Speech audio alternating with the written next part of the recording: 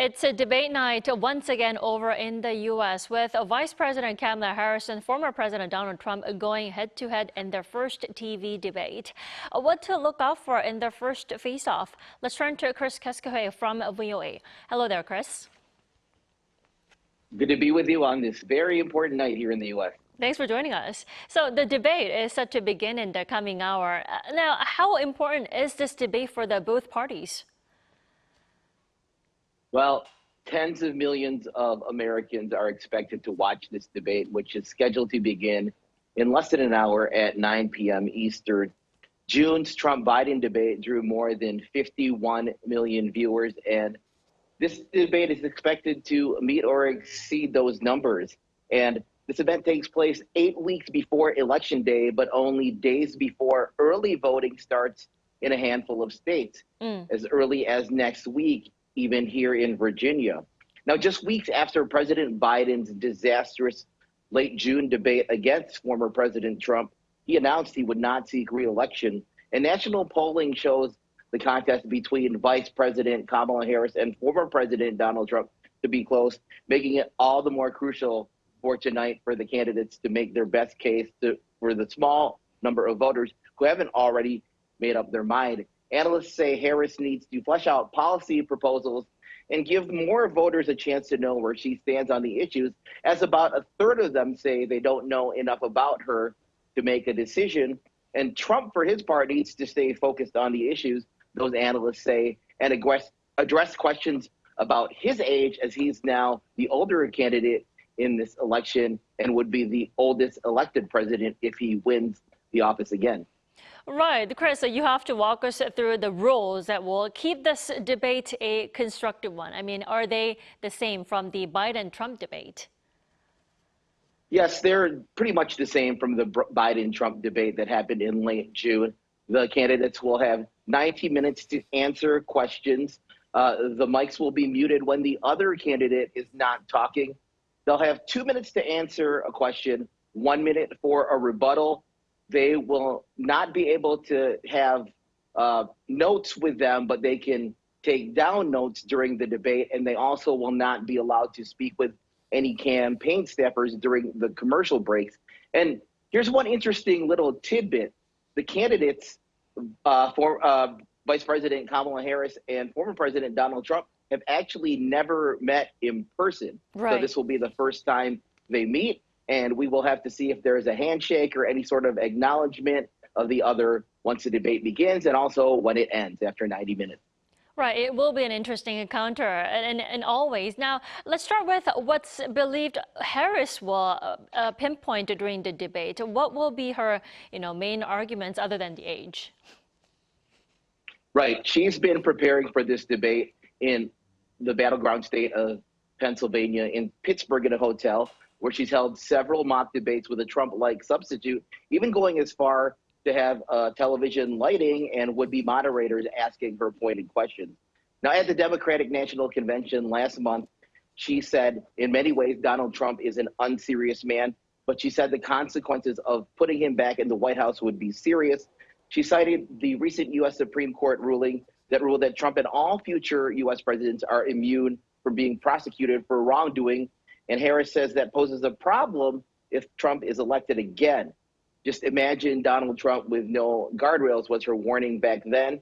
Now, on policy, expect Harris to highlight a number of her policy positions, specifically her role as the defender of abortion rights in a way that Joe Biden has not been able to defend abortion rights since he's been president, because he's pretty uncomfortable talking about the topic as a Catholic. And Donald Trump's role in overturning Roe versus Wade. So expect her to hammer him on that account and talk about some of her major economic policy proposals, one of which is providing $25,000 in down payment assistance to certain first-time home buyers, as well as tax breaks to builders of starter homes. Well, Trump is obviously the more experienced one here, considering he's been on a presidential debate stage 6 times already. What can we expect from Trump then? Well, Trump has not prepared as much as Harris, according to his aides. but he's engaged in policy briefings with his aides, shunning the mock debates that Harris has been doing over the past week or so. Now, the former president has argued that a Harris presidency is a threat to the safety of the country, so I expect him to hammer her on issues like immigration and tie her to the Biden economy, as Americans are still struggling with high inflation, even though it has cooled down to about 3% in recent months.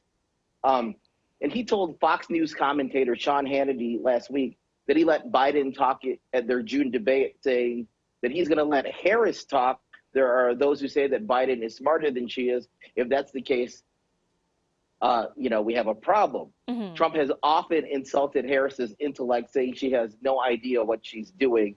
And he said that she is a woman who is dangerous. You can't take a chance. You have no choice. You have to vote for me, even if you don't like me. So we're going to have to see if he continues with those personal attacks, even though many of his top advisors and some top Republicans have advised him to tone down his harsh rhetoric and character or attacks against Vice President Harris.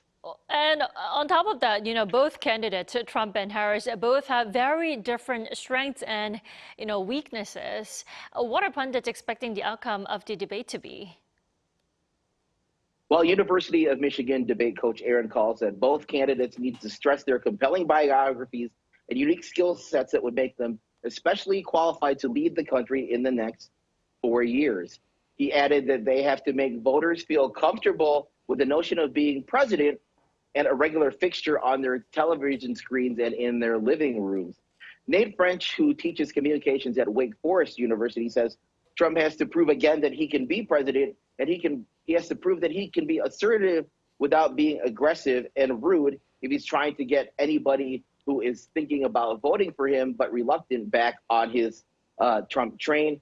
Now, Vice President Harris, he says, has to prove that she's presidential, prove that she can attack, but she can also pull back, and prove that she can identify where her policies are Biden's, but still moving in the same Democratic direction. Well, Chris, before I let you go to watch that debate, how are the two candidates doing in recent polls ahead of the debate? Well, Trump has seen a little uptick in support in a recent New York Times Siena poll. He is leading 48 to 47 nationally, but in the battleground states, it's a different story. Kamala Harris is leading in 3 crucial states, Wisconsin, Michigan, and Pennsylvania, and the candidates are tied in 4 of the other crucial battleground states, Arizona, Georgia, Nevada, and North Carolina. And of course, we always talk about these battleground states because the U.S. presidential election is not a national popular election. It's a series of 50 different elections in the various states because the U.S. does not pick its president by popular vote. So we're always going to be talking about those battleground states in the next few weeks here.